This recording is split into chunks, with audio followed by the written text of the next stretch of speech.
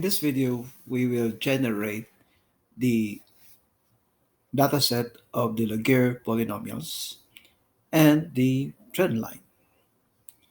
Here we have a dataset where x values from 0 to 8, and our Laguerre polynomial is equal to the summation of a times x to the power k, where k is from 0 to n, and the coefficient a is equal to -1 to the power k times combina and minus k plus 1 comma k over k factorial.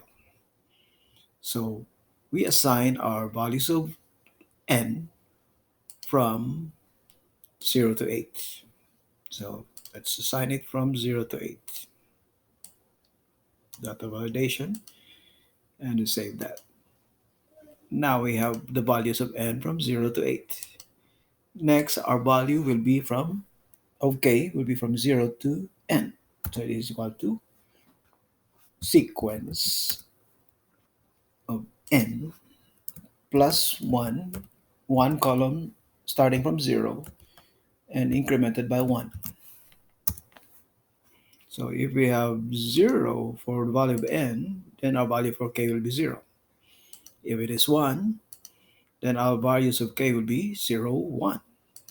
If it is 2, n is 2, our value of k is 0, 1, 2. If n equals 3, our value of k is 0, 1, 2, 3.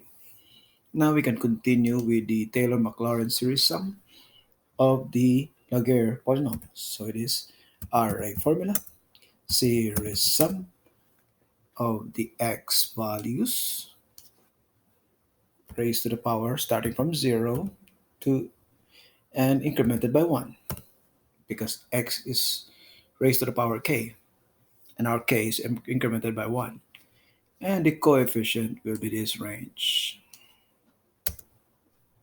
And here you find the trend line and the trend line equation, which is also the Laguerre polynomial. And here we have the polynomial to the degree 8. So we can continue with the coefficient, which is equal to array formula. Let's start with the numerator. So minus 1 to the power k.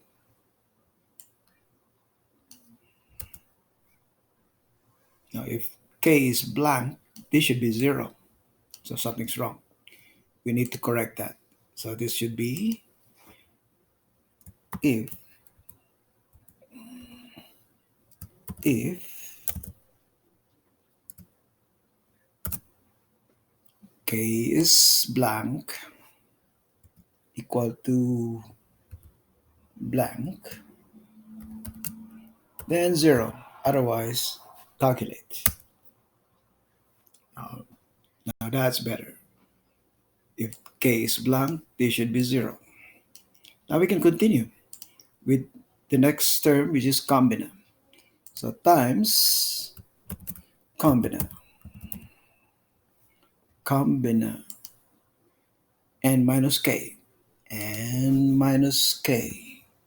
Our k will be this range, plus 1, comma, k. Enter. Now the last part is the denominator, which is k factorial. So divided by k factorial of k. So we have the Laguerre polynomials for n equals 3. Let's start, we'll go back to 0. At n equals 0, our Laguerre polynomial is y equals 1. That's it, y equals 1. At n equals 1, our Laguerre polynomial is y equals 1 minus 1x, which is this, y minus x, or 1 minus x.